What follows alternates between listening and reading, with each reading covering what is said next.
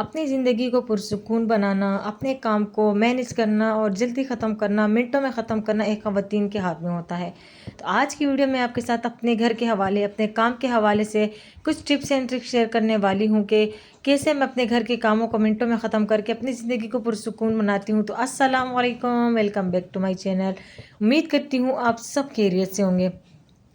मेरी एक आदत है ना, सुबह सुबह उठकर जो है वो मतलब बोतलें भरना, कूलर भरना, क्योंकि ये जो है सुबह के वक्त में ये काम कर लेना जो है हमारे लिए अच्छी आदत बन जाती है। क्योंकि बोतलों का गर्मी बहुत ज़्यादा है तो बोतलों का इस्तेमाल भी ज़्यादा होता है। कूलर में बर्फ़ डालना ऐसे होता है कि जैसे कि ठंडा ठंडा पानी सुबह पीने को जो है दिल करता है। तो इसीलिए मेरी ये आदत है कि सुबह उठकर जो है नाश्ते से पहले ही मैं बोतलों को फुल करके जो है फ्रिज में रख देती हूँ, या नाश्ते के बाद भी हो सकता है ये काम। कूलर में पानी डालकर जो है बर्फ़ डालकर उसको भर लेती हूँ। मेरी काफ़ी सारी बहनें ना, उनको काम तो वो सारा दिन कर रही होती है लेकिन वो खुद को भी थका रही होती है, उनकी ज़िंदगी जो है पुरसुकून नहीं होती।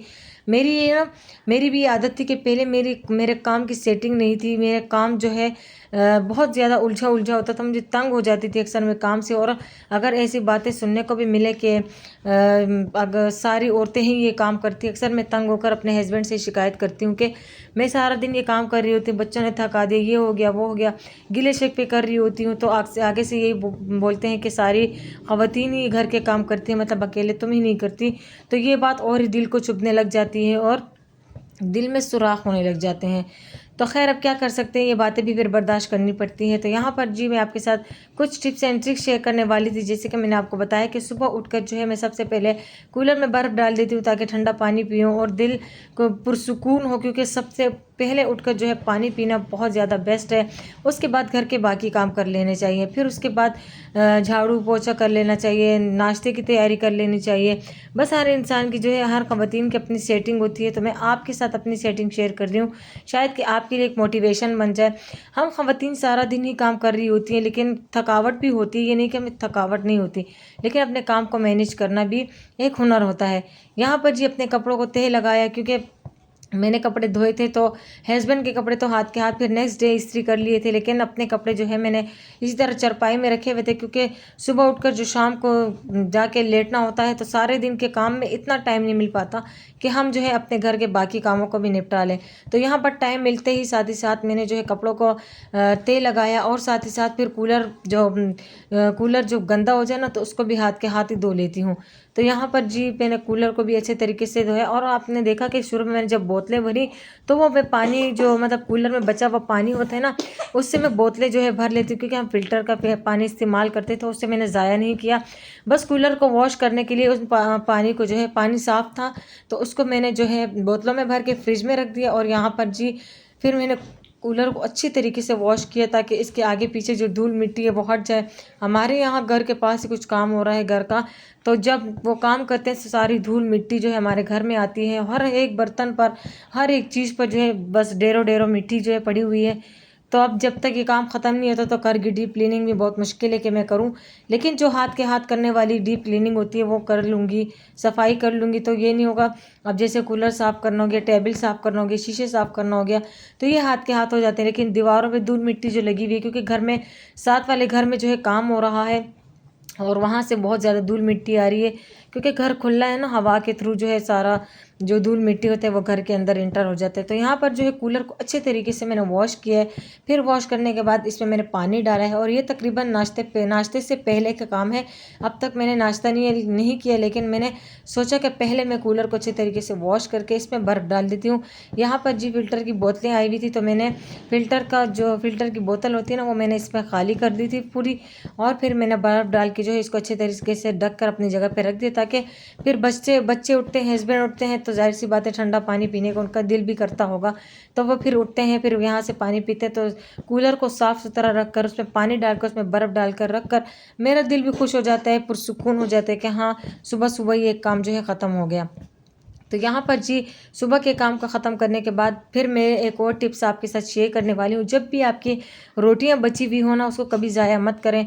मेरी तो ये आदत है कि मैं बची हुई रोटियों को कभी ज़ाया नहीं करती। जैसे रात को बनाई हुई थी और वो रह गई थी तो उसको मैंने ज़ाया नहीं किया, उसको मैंने रखा हुआ था हॉट पॉट में, तो वो फिर भी ऐसे नरम थी, ज़्यादा कड़क नहीं हुई थी।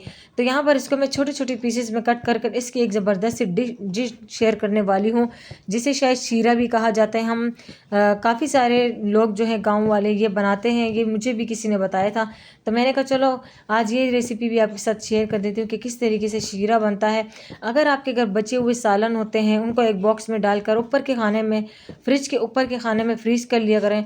फिर जब चावल बनाने हों या टोटे चावल बनाने हों या इस तरीके से रोटियों की शीरा बनाने हो, जब उसमें सालन डाल देना, ये नहीं कि हफ्तों के पुराने, 2 से 3 दिन पुराने, जैसे 2 या 3 दिन पुराने सालन आप बॉक्स में फ्रीज कर लें। तो फिर जब रोटियां इस तरह बनाएंगी शीरा या चावल बनाएंगी तो उसको जो है आप इसमें डालकर ज़बरदस्त सा नया डिश तैयार कर सकती हैं। तो यहाँ पर जी रोटियों के छोटे छोटे टुकड़े करने के बाद यहाँ पर मैं इसको तड़के के लगाने के लिए प्याज टमाटर कट करूँगी। तो ये भी एक औरत के लिए एक हुनर है कि वो अपनी बची हुई चीज़ों को ज़ाया नहीं करती, क्योंकि अगर अब ये रोटियां बची हुई हैं और मैं इसे टुकड़ों में डाल के फेंक दूँगी तो जाहिर सी बात है कि एक तो अल्लाह नाराज़ होगा और दूसरे हमारे रिस्क में तंगी हो जाती है। अगर आप चाहते हैं कि आपके रिस्क में तंगी ना हो तो कोशिश किया करें कि कभी भी अपनी खुराक की चीज़ों को ज़ाया मत किया करें। जब रोटी ज़मीन पर गिरती है जल्दी उठा लिया करें, तो जो ऐसे बची हुई रोटियां उनको दोबारा से बना लिया करें, क्योंकि हर एक चीज़ की तरतीब होती है। अगर तरतीब से चलेंगे ना तो हमारी ज़िंदगी पुरसुकून रहेगी, बरकत भरी रहेगी और हमें कोई टेंशन नहीं होगी। तो अल्हम्दुलिल्लाह इन चीज़ों को फॉलो करके मैंने अपनी ज़िंदगी बिल्कुल पुरसुकून बनाया हुआ है, क्योंकि घर के काम कभी ख़त्म नहीं होते, लेकिन अगर तरतीब से किए जाए तो ना इंसान थकता है और ना ही वो काम जो है बीच में रुके रहते हैं। अब काफ़ी सारे ख़वातीन जो है एक काम को साथ लेके चल रही होती है तो साथ में दूसरा भी शुरू कर देती है। हाँ, अगर इतनी एनर्जी है और इतनी पावर रखती हैं तो सही कर लें, पूरा कर लें, लेकिन अगर नहीं कर सकती तो कभी भी एक काम के साथ दूसरा काम कभी स्टार्ट मत करें।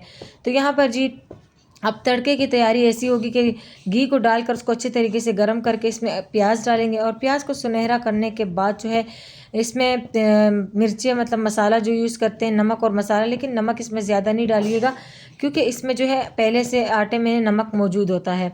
तो यहाँ पर प्याज को सुनहरा करने के बाद इसमें नमक मिर्ची डालकर इसमें जो है टमाटर को डालेंगे, उसको अच्छे तरीके से वो गल जाएंगे तो उस पर फिर हम पानी डाल देंगे।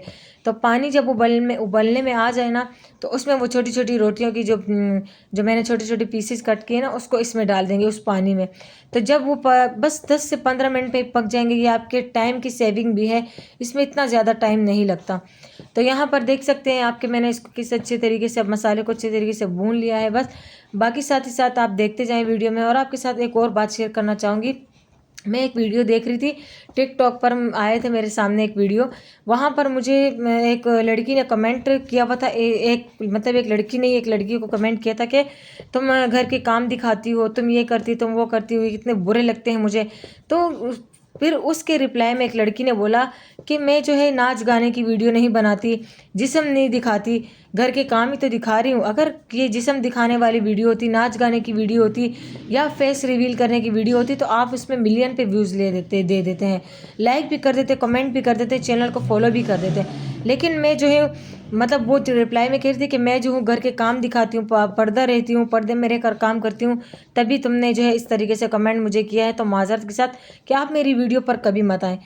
तो उम्मीद करती हूँ आज की वीडियो भी आपको पसंद आई होगी।